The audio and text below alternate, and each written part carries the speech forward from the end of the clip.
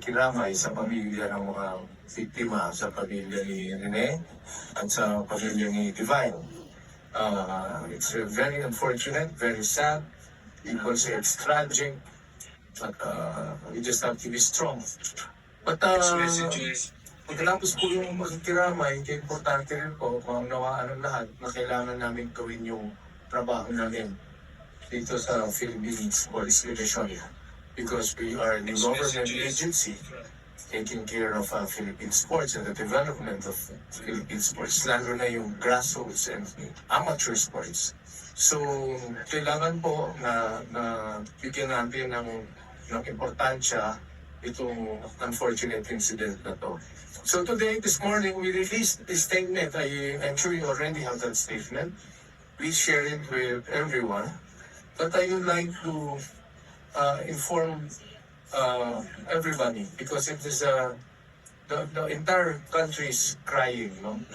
Not just the family members. I've been receiving text messages from people all over the country. Yeah, and they are really very, very sad. No words can explain that feeling. For all of us, diba? Ako personally, simula kan doon papunta rito, kakabasa ko lang ng lahat ng video at TikTok ni Rene. Dami ko ng tisyong sinayang eh. Diba? Iniisip ko lang yung sitwasyon ko bilang ama. I'm sure gano'n kay Torniro, gano'n kay Conference, no? Before I make that announcement, I'll tell you a story why. Nung nandun sa palaro, nung dumataan yung Davao, sinabi sa akin ng congressman ng Agusan na si Congressman Basco, Alfred Basco.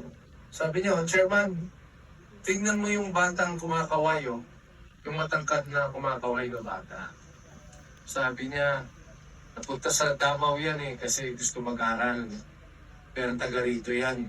Umiiyak pa nga nung umalis. Kasi sabi niya, kung hindi lang mo kami mahirap, hindi ho ako aalis ng Agusan. So kumakaway siya. Yung gobernador, kinakawayan siya. Yung mga congressman, kinakawayan siya. So kinakawayan ko rin siya. Kaway rin siya ng kaway. Paano ko na-realize niya na siya si Rene? Kasi nung nakita ko sa spin, nung article ng spin, yung nakita ko na kinakausap na ni Governor Santicane, yung nanay ni Rene.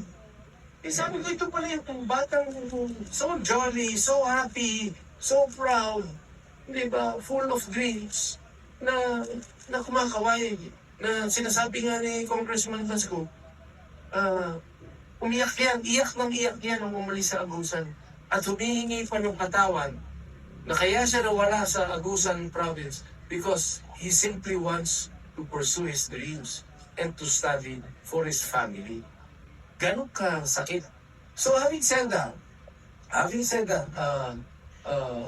true to life experience na ako mismo, kami nila Sani Angaro na experience namin, we have decided, no, in consultation with our government agencies, in consultation with stakeholders, in consultation with the DILG and the Office of the Press Secretary.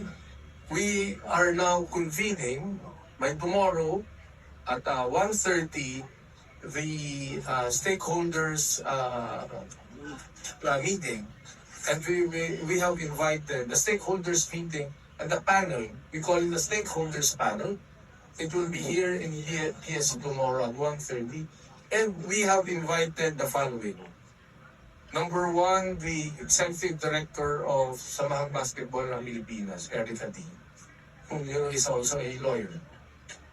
Number two, represented by the Philippine Sports Commission in charge of Basketball Commissioner Fritz Gaston. Number three, we've sent out a letter to the chairman of CHED, Shirley Agrumis.